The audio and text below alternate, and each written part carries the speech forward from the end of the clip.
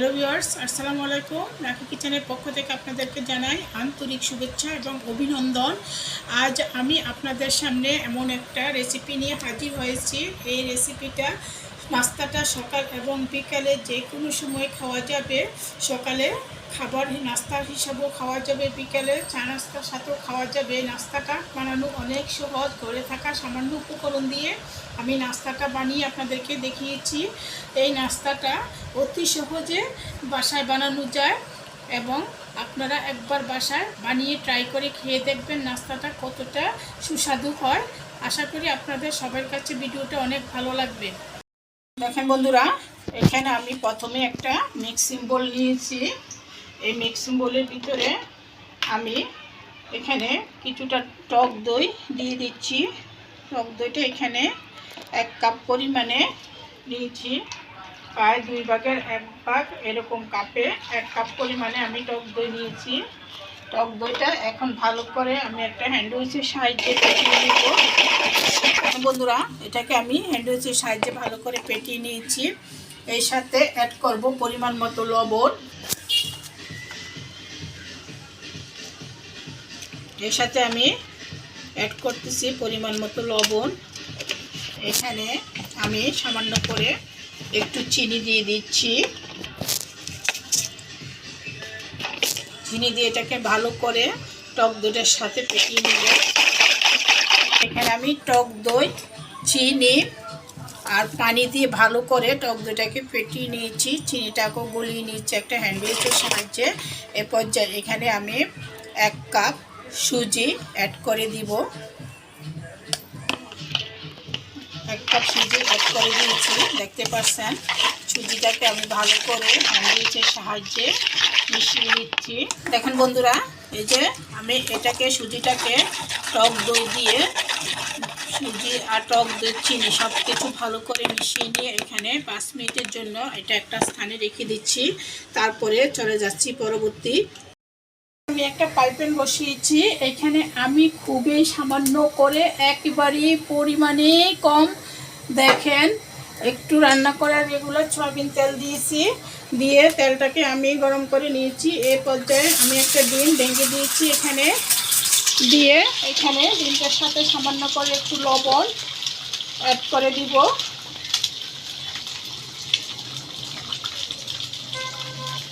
লবণ দিয়ে দিচ্ছি।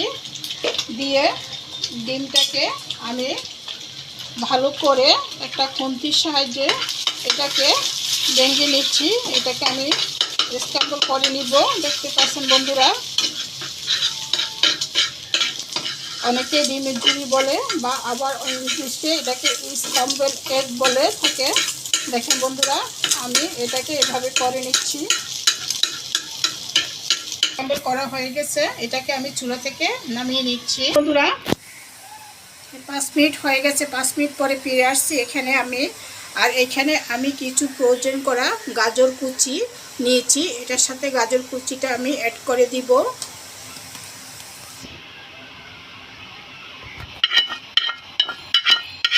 দেখেন বন্ধুরা, কিছুটা গাজর কুচি আর যে ডিমটাকে আমি স্ক্র্যাম্বল করে রেখেছিলাম এই ডিমটা এটার সাথে অ্যাড করেছি।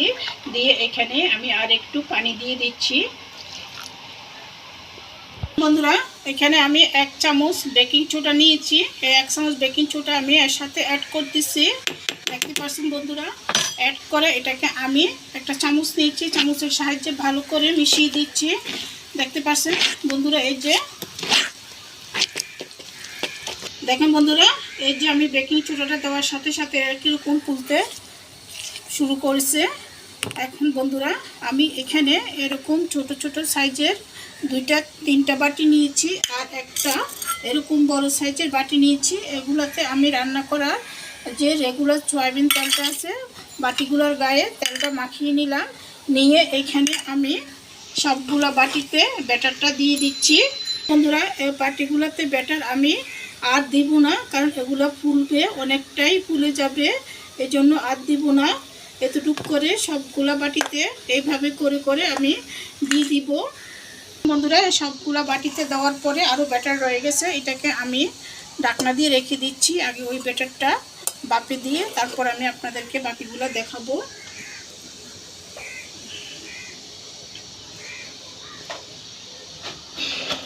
বন্ধুরা, চুলার উপরে আমি একটা অ্যালুমিনিয়ামের বড় বল বসিয়েছি। এখানে আমি পর্যাপ্ত পরিমাণে পানি দিয়ে দিয়েছি এবং এই যে আমার পানিটা ফুটতে শুরু করেছে।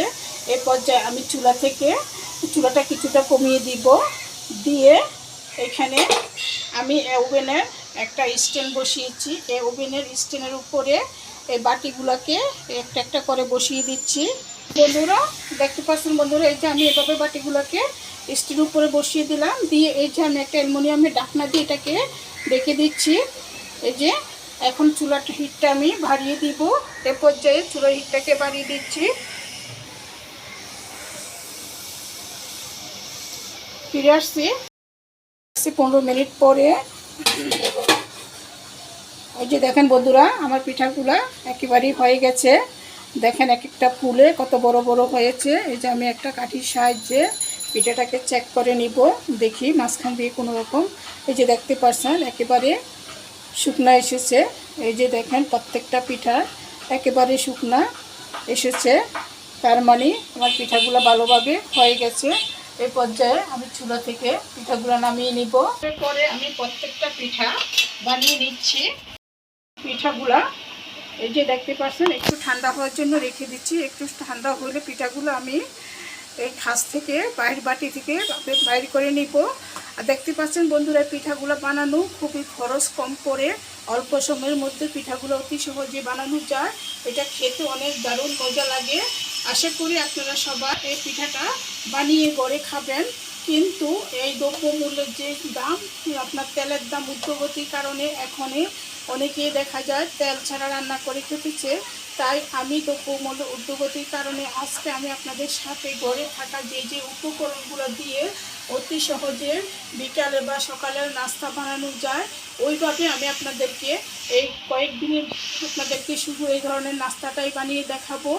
কীভাবে অল্প খরচের মধ্যে আমাদের মধ্যবিত্ত ফ্যামিলিদের জন্য কীভাবে অল্প খরচের মধ্যে সকাল এবং বিকালের নাস্তাটার আয়োজন করা যায়, তাই আমি এই রেসিপিটা আপনাদেরকে দেখে দিচ্ছি। অনেকেই আপনারা বানিয়েছেন সুজি দিয়ে অনেক ধরনের পিঠা, কিন্তু আমি আজকে যেভাবে বানিয়েছি এইভাবে আপনারা বানাবেন, দেখবেন খেতে দারুণ মজা লাগে। আমার পিঠাগুলো একটু ঠান্ডা হয়ে নেয়, তারপরে আমি এগুলো আপনাদেরকে কীভাবে নামাবো দেখাচ্ছি। এই দিয়ে প্রেস করলে পিঠাগুলো এই যে বাটির গা থেকে ছেড়ে ছেড়ে আসছে, দেখতে পাচ্ছেন বন্ধুরা। এই যে দেখতে পাচ্ছেন, এই যে একটু হাত দিয়ে প্রেস করলে পিঠাগুলো বাটির গা থেকে ছেড়ে ছেড়ে আসছে। ঠান্ডা হয়ে নেয়, ঠান্ডা হলে অতি সহজেই এভাবে একটু হাত দিয়ে প্রেস করলে পিঠাগুলো উঠে যাবে। এই যে আমার পিঠাটা কতটা ফুলেছে এবং ঠান্ডা হয়ে গেছে। এই পর্যায়ে এখানে আমি একটা চিকন ছুরির সাহায্যে এই পিঠাটার চারপাশ দিয়ে এইভাবে একটু দেখেন একটু করলে পিঠাটা আলগা হয়ে যাচ্ছে। দেখতে পাচ্ছেন বন্ধুরা, এই যে পিঠাটা আলগা হয়ে গেছে। এই পর্যায়ে এটা আমি পিঠাটা এখানে ঢেলে নিচ্ছি। বন্ধুরা, আমার সবগুলো পিঠা বানানো হয়ে গিয়েছে। এই পর্যায়ে আমি পরবর্তী প্রিপারেশনে চলে যাচ্ছি। আমি পিঠাটাকে উপরে একটু টমেটো সস দিয়ে ডেকোরেশন করে নিয়েছি। দেখতে আমার পিঠাটা কতটা সুন্দর এবং আকর্ষণীয় লোভনীয় হয়েছে। এই পিঠাটা খেতে দারুণ লাগে, কারণ এটাতে আমি একটু সামান্য গাজর আর একটা ডিম স্ক্রাম্বল করে দিয়েছি। এই প্রতিটা ব্রাইটে কামড়ে কামড়ে ডিমটা গাজরটা পড়লে খেতে অসাধারণ লাগবে। আপনাদেরকে আমি আজকে অনেক সহজভাবে এবং কিছু সামান্য উপকরণ দিয়ে, তেল ছাড়া ঘরে থাকা সামান্য উপকরণ দিয়ে দ্রব্যমূল্য ঊর্ধ্বগতির কারণে আজকে এই বিকাল এবং সকাল এবং বিকালের নাস্তাটা দেখিয়েছি। আশা করি ভিডিওটা আপনাদের সবার কাছে অনেক ভালো লাগবে। যদি ভালো লেগে থাকে তাহলে অবশ্যই লাইক, শেয়ার, কমেন্ট করবেন। প্লিজ প্লিজ প্লিজ আমার চ্যানেলটাকে সাবস্ক্রাইব করুন। এই বলে আমি বিদায় নিলাম। আপনারা সবাই ভালো থাকবেন, সুস্থ থাকবেন। আল্লাহ হাফেজ।